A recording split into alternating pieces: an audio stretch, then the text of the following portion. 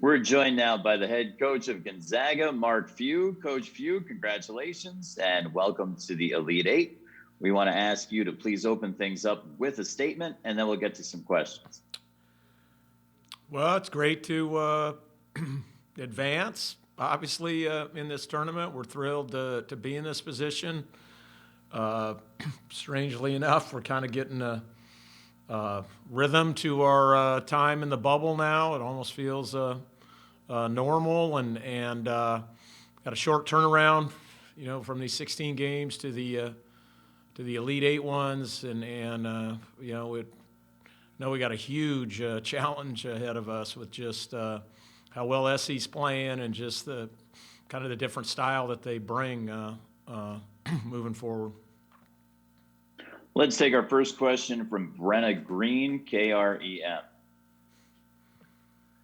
Brenna Green, Crim 2 Sports. Coach, a lot of things, there's been a lot of talk about this Drew Timme versus Evan Mobley matchup. Do you think he, gets up for these bigger names in the post, or do you think he kind of tries to look at them as nameless and faceless? I think Drew's had a great approach all year. I mean, obviously, look at the consistency he's had. So, he knows what's at stake in this game. He's a great competitor, and then this isn't the first time he's played against size. I mean, I think people forget we played BYU 3 times. That has 7'3" Matt Harms. We played West Virginia back earlier in December, back when they had Toshibwe and Culver and a couple other bigs.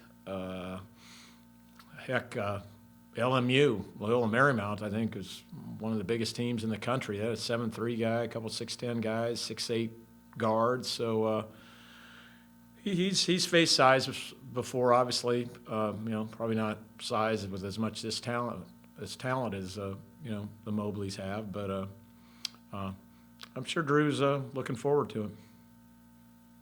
Coach, our next question is going to come from Keith Osso, KXLY Television. Go ahead, Keith. Coach, you guys haven't probably had a defense thrown at you that you haven't seen before. You guys have been through a lot. How different is this defense that USC's playing right now? Hey, listen, I think they've discovered that it's basically what I would call kind of the Syracuse zone, pressed up, and I've had some really, really good success with it. The numbers in the NCAA tournament are really, really impressive. They're doing a great job in it, and they seem to be playing it a lot for long stretches of the game. So, it just makes for a different rhythm on offense, and we had the luxury, though, of this week getting some time to prepare for both them and Oregon before we started our prep with Creighton. So it helped a little bit, obviously, but you wish you had more time because it is a little bit of a unique entity. It's not what you see every night out. Coach, our next question comes from Dana O'Neill of The Athletic. Dana O'Neill with The Athletic. Mark, I wanted to ask you a little bit about, I guess, your offensive brain, if you will. Over the years, if there's somebody that kind of influenced you, or if you're a tinkerer, kind of, you talked the other night about, all the different things that you've put in this year. Where does that all come from? I just kind of, it's my vision of how I like to see basketball played, and then I think we always wait every year at our place just to see what kind of pieces we're going to have and how they're all going to fit together. And at least in our minds, we play very, very differently from year to year. Last year, obviously with Phillip, and we were very, very inside oriented, and the 17 team was obviously inside oriented, and this year we're technically playing kind of, I guess small ball with Corey running around at our power forward position. So it's been kind of really energetic and fun, and I always like putting in new sets and doing new things as the year progresses. The guys know that. We'll put new sets in day of the game a lot of time, just if we think we can attack things in a different way. And the best part about it is our guys can handle it. They can handle all the new things that we put in. But this year's team plays better, without sets by and large, and without our flow is probably the best thing we do. Up next, we'll take a question from Ryan of the LA Times. Ryan's up next. Ryan Carchi, LA Times. Mark, the assumption most of the season with USC was that if you were able to shut down Evan Mobley, you could contain their offense. In the tournament, he's only scored 12 points per game, and USD is still, won by an average of more than 20. How has that offense looked different with those other complementary pieces really rolling like they have been? Well, I didn't watch SC early, and I don't know what was said about them early. All I know is in this tournament, I mean, they've been coming at people from a lot of different directions. They've been shooting the three ball incredibly well.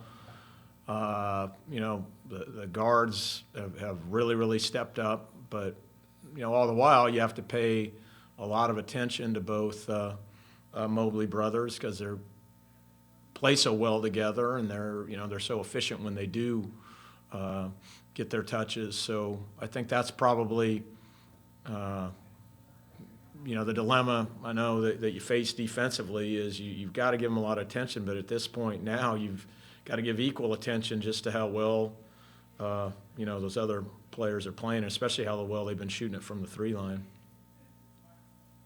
We go from LA now to New York. Zach Braziller of the New York Post. Zach Braziller, New York Post. Mark, the game obviously features two, elite prospects with Jalen and Evan. And I think what stood out for both of them in the tournament is they don't have to really score a lot to make such a big impact. What does it say about a young player who's so highly rated, but they don't feel that need where I got to go score 25 or 30 a night to make my presence felt? That they're winners, and they understand that the end of the day is, what you want all your great players to understand is if you win, then, the accolades will follow. And it doesn't always work out when you get those scenarios juxtaposed. So, it's awesome. We recruited Evan a little bit way back in the day, and just an awesome family with great perspective. The dad's done a great job with both those boys, and their parents have raised them right, and Jalen the same way, man. Jalen's all about winning, and best part of Jalen's game is he can do a lot of things other than score, and that really impacts the game. I think hopefully everybody saw that the other night. I think Zagorowski's a terrific player, and I thought he did a wonderful job of defending him. Coach, the next question comes from Dylan Jesperson. Hi, Dylan Jesperson, Tunnel Vision Sports. With this being your fourth Elite Eight in 6 tournaments, how much does it help you and your coaching staff to have that experience of that short layoff and being able to do prep work on one day's notice? Yeah, well, I think it does help just because we're used to it and we know what's required and what it takes, and just how quickly the turnaround time is, and again, I'd be remiss to not just add just how critical and valuable staffs and experienced assistants like what I have with Tommy and B Mike and Roger and everybody in our group. We were preparing for this moment, much earlier this week, and so it helps having been through it. But at the end of the day, just going to come down to the game tomorrow night, and which team is going to step up and play the best. So you just try to do whatever you can to give your team that edge and give them all the proper tools, all the while knowing you just in such short turnaround, there's only so much they can absorb. So I think probably over the years, if there's one thing I've done is come to understand that a little bit better. Coach, we have a question from Andre Monroe of Insider Institute. Coach, you and Gonzaga and Creighton have both different tempos. How important is it to stay true to your tempo when they try to, take the eye out of the ball, so to speak, on the defensive side? How important is it to stay true to your tempo? I mean, that's just what we do, and we believe in it, and that's what I believe in, is playing with pace and staying in attack mode, and irregardless of what the other team's defense is doing. And it's, at this point in the season, it's worked out pretty well for us. So, again, sometimes it doesn't always happen if the, other teams want to basically, run the clock down on their offensive side of things. But even with that being said, we still want to get our stop and get it up the floor as quickly as we can, or take it out of the net and get it up the floor as quickly as we can. We have time for one or two more questions for Coach Few. If there are any, please raise your hand. Use that hand raise function on your Zoom interface. There is another question, Coach, from Brenna Green, Creme TV. Brenna Green, Creme 2. Coach, you guys were originally scheduled to play this USC team this year. Do you kind of wish that game would have happened now? It would have been great if it would have happened. Yeah, I mean, that was the one we weren't able to make up, and they were set to play it in Portland as part of a honor Phil night, which would have been awesome. But yeah, unfortunately, like some of the other ones, the Baylor game also, it just didn't happen. Thank you, Coach. And one final question from Zach Braziller of the New York Post once again. Zach Braziller, New York Post. Mark, is there anything that surprised you about Jalen this year, and what's kind of really just stood out the most about what he's been able to do? I mean, I guess I don't know if surprised is the proper word. I think it's just the affirmation of just how coachable he's been. He's been unbelievable, and his yearning to be coached and to learn has been great. And just his humbleness within our team structure. I mean, if you came and watched our practices or watched our team meals or watched, when we come into a place or land somewhere and get on and off the bus, I mean, he's just a normal freshman that's taking the bags off the bus. There's no entitlement whatsoever. We knew that, but still, it's always great when the affirmation happens when it happens in real time in real life. Is there a final question for Coach Few? Coach, with no further questions, we want to thank you for joining us here this afternoon. Best of luck tomorrow. You got it. Thank you. We'll be joined in just a moment by Corey Kissbert of Gonzaga. If you have a question for Corey, use the raised hand function on your Zoom interface, and we'll get to your questions and his answers in just a moment.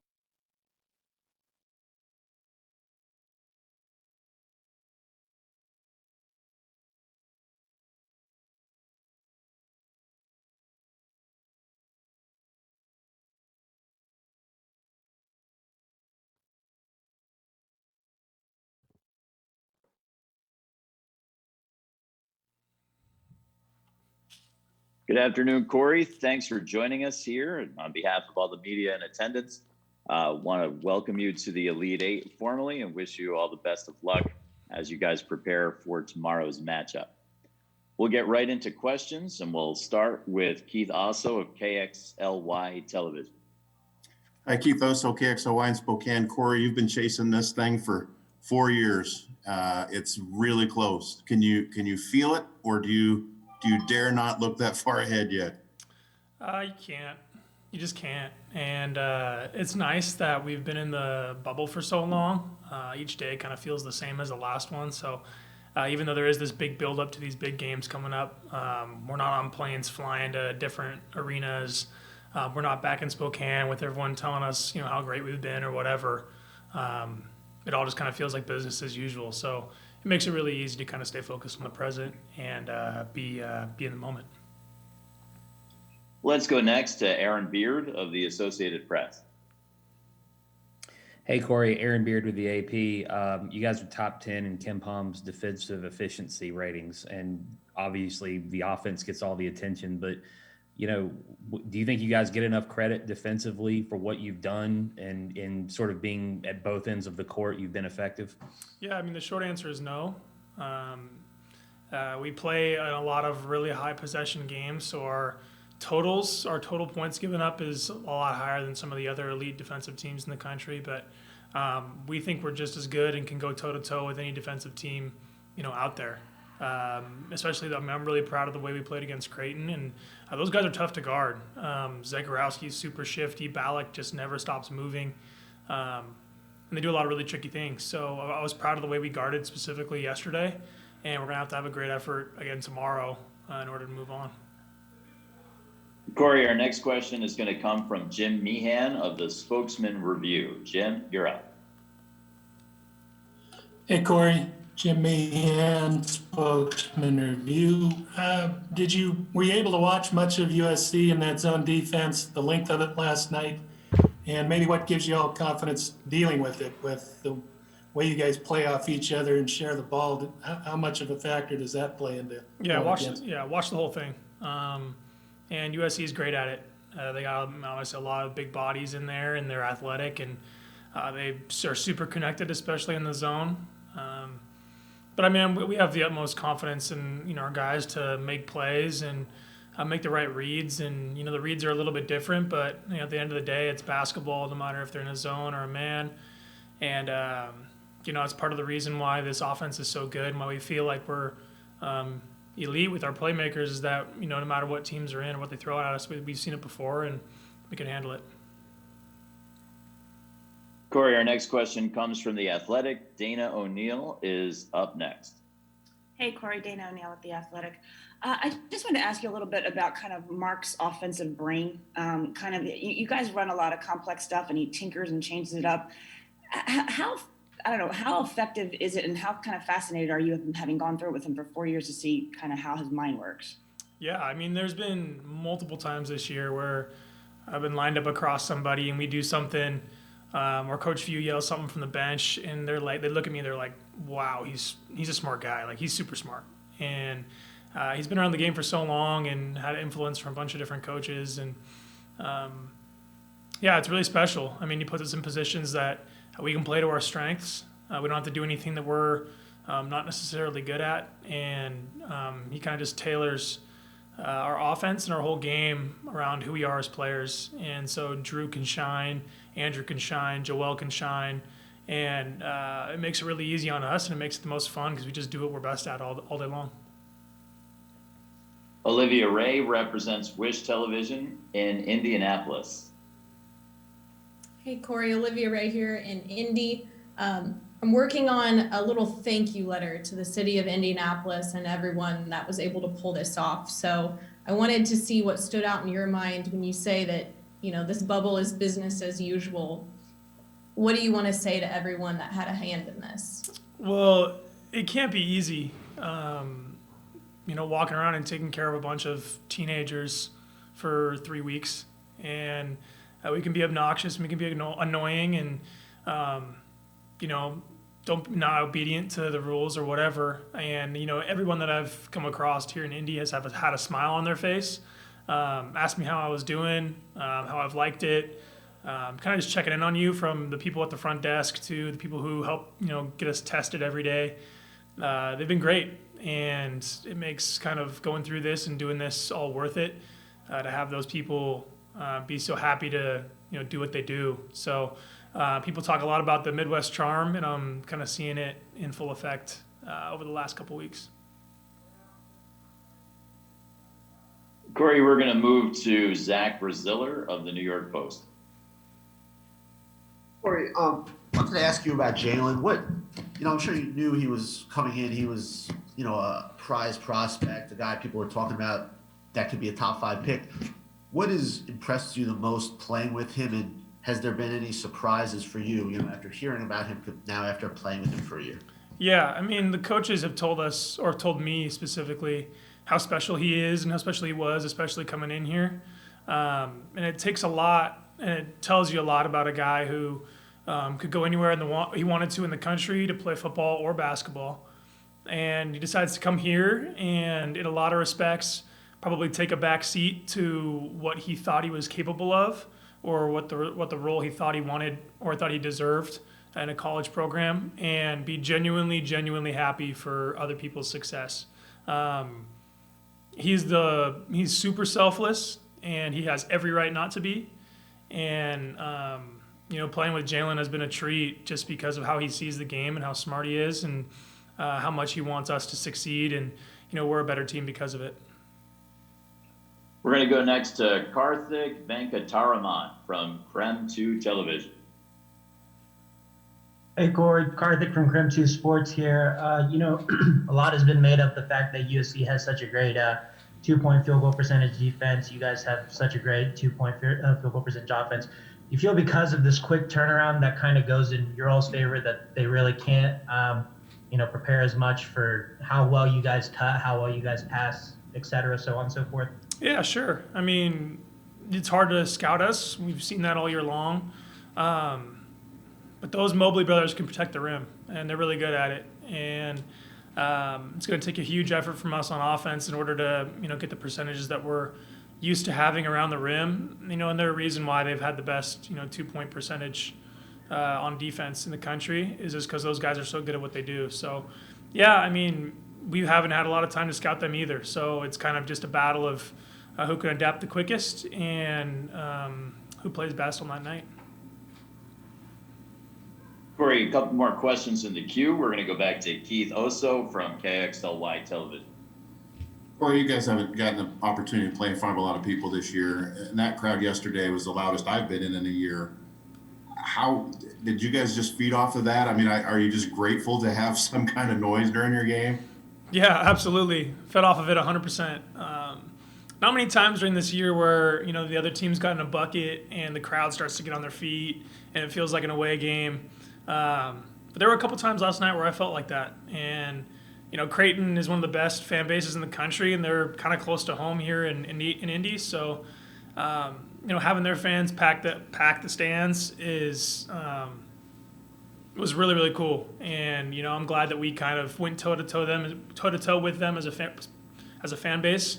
And it was really cool. It was a cool environment, and Hinkle does a great job of kind of making us feel like the fans are just right on top of us. So really cool atmosphere this year, especially in the COVID year. Let's go back to Aaron Beard of the Associated Press. Aaron, you're up. Hey, Corey, when you were talking about the people taking care of you guys in Indianapolis, team ambassadors and everything else, they've also had people if you forgot to bring something, you could ask for it, get supplies. Did you forget anything, or some of your teammates, and have to order stuff to, kind of fill the time in? I mean, the only thing I think I forgot was batteries for my Xbox controller, and Drew Timmy, my friendly neighbor, was able to help me out. So nothing like, no toiletry stuff, nothing that I need to kind of go from day to day, but I'm sure that those guys would be, actually, now that I think about it, my key card scanner on my door didn't work. We ran out of batteries, and so I probably sat outside my room for 2 minutes, all of 2 minutes, and pretty soon a couple, maintenance people were at my door fixing it. So pretty quick response from the Indy hotel crew. Corey, let's go to Isabel Gonzalez from a mid-major publication. Isabel, go right ahead. Hey, Corey, Isabel Gonzalez, Mid-Major Madness. Everyone's talking about that Drew Timmy Evan Mobley matchup. What can you say about Drew? Just how he handles pressure, and how do you think he's going to perform? Yeah, no matter what teams throw at Drew, he's really, really good at adapting. I think if you look at his film from the beginning of the year and you watch games against Kansas and on Auburn, he had a lot of trouble with double teams. But now this year, he's an absolute master in them. He's looking to dish and dime, knows when to score, knows when to pass. His feel for the game is second to none. So I'm feeling pretty confident that no matter what USC decides to do with him, he'll be able to figure it out like he has all year long. Let's take a question from Brenna Green, KREM2 Television. Brenna Green, Krem 2, kind of in the same vein, Corey. Obviously Drew had an incredible game against Brady.